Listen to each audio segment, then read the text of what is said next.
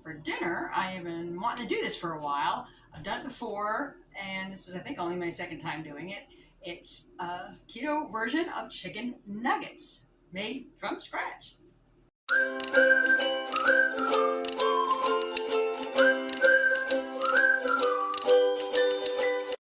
This recipe is from instrapix.com, and I will leave a link because I did like it before, and it uses canned chicken. So if you got some canned chicken on hand, you can make this dish. These chicken nuggets come together really easily. It's very little ingredients. So it's a 12.5 ounce can of chicken breast, or chicken, whatever, which is actually sometimes hard to find. We were finding 10 ounces, 5 ounces, but finally found this 12.5, so I didn't have to worry about having leftover. And then you're going to drain it really well, kind of fluff it up with a fork, and then it's just an egg, some Parmesan cheese, and mozzarella, and that's going to make our chicken nuggets. The recipe says, for some reason, do not use salt, maybe just because the mozzarella, the cheese, and the Parmesan probably has salt. But if you're going to add a little spices, some garlic powder, some smoked paprika, and some pepper. Or you can use all three, which I have done before and I like, or you can use 2 or 1. And then we're just going to mix it all together and make some nuggets. Okay, I just added a teaspoon of the garlic powder and just a 1/4 teaspoon of the other 2 spices. And now I'm just going to have a little leftover Parmesan in this container, and it's going to be 3 tablespoons. Got my egg in there.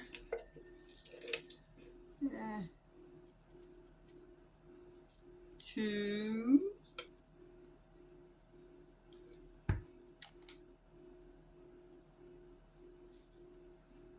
3 tablespoons of Parmesan, and it's just 1/3 of a cup of the mozzarella. So it's not a lot. It's not like a big old fathead dough or anything like that. I just picked up some more mozzarella. I was at Aldi. I didn't put anything in the freezer yet because I couldn't remember how much to use on this recipe. So 1/3 of a cup. That's all. And then I got some gloves. I mix it all together.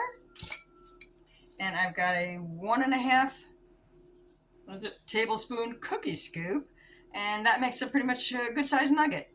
And I go from there. And I'm just going to put them on this lined baking sheet for when we're ready to bake them.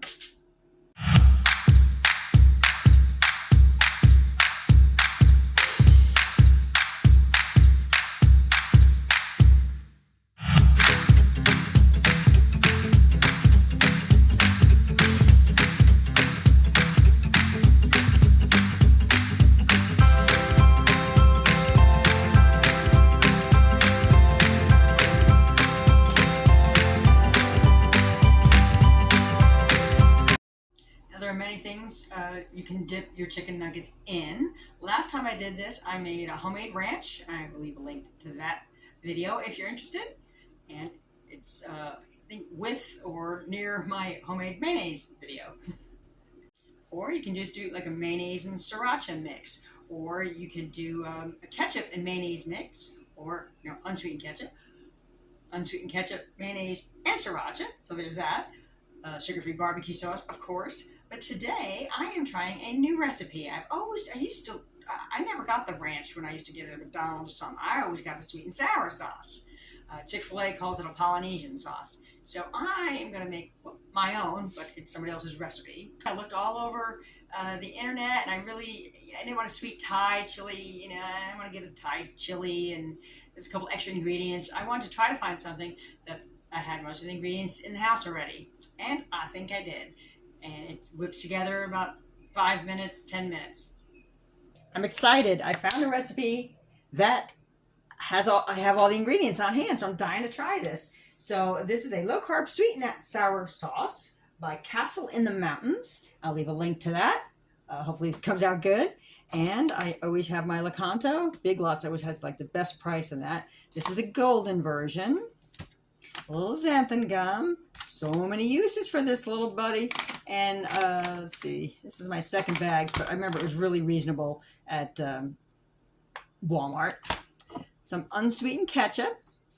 And I have a backup here. I found some GQs, I think also at Big Lots. But I have some Primal Kitchen, which is my number one. Some apple cider vinegar, and this is the raw, the good stuff, organic with the mother in there. And I like to find recipes that use it because it uses so little here and there. It's taken me forever to finish it up. And some soy sauce or the coconut aminos. I never got around to making the coconut, getting the coconut aminos, so I just have this leftover bottle of soy sauce. Now, I bet you if you skipped it, this wouldn't be awful. But I just happen to have some sesame oil on hand. That's not something most low-carb people, keto people have on hand, but I happen to have it on hand, so I will. That is part of the recipe, but I bet you if you skipped it, it wouldn't be the end of the world. And optional, if you want a little heat, some little red chili flakes. If you want a little heat, I kind of like it more on the sweet side, so I don't know if I'm going to use this or not. And she also has, you can use some food coloring if you wanted that bright red color, and that's not important to me. I just want the flavor. All it is mixing everything except the sesame oil, everything into a little small saucepan fit fine. Now, before putting the heat on, so I'm putting my xanthan gun in. So that's supposed to be whisked in real good before you turn the heat on. All right, so it still wants to pump up a little, but I think as you whisk it with the heat on, it'll hopefully dissipate. Okay. And then on medium heat, and she says just whisk constantly and bring it to a simmer. You do not want to boil it. Just bring it to a simmer and simmer for 1 to 3 minutes. And depends on what your consistency is, how thick you like it. So that's it.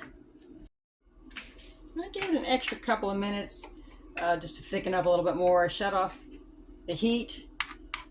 And now we're going to put the sesame oil in. I think that's pretty good consistency. Maybe not as thick as I'd like it. We'll see what happens when it cools. But it looks really nice. And now, if you have sesame oil, we're going to put in 2 teaspoons. And then I'm just going to let it cool because that won't be till a little bit later. Just wanted to get it ready. See if I needed a backup plan. All right, voila, done. So I found this Chick-fil-A Polynesian sauce, and that's what I used to like as a kid at work, and I thought I'd take it home because I knew I was going to make this video at some point. And I just want to show you, look at the ingredients in there. Sugar, of course, the first thing. Soybean oil, corn syrup, corn cider vinegar, distilled vinegar, modified cornstarch.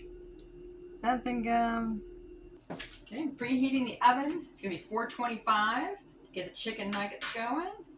And I've been letting my sauce just sit a little bit, and it definitely is nice and thicker now.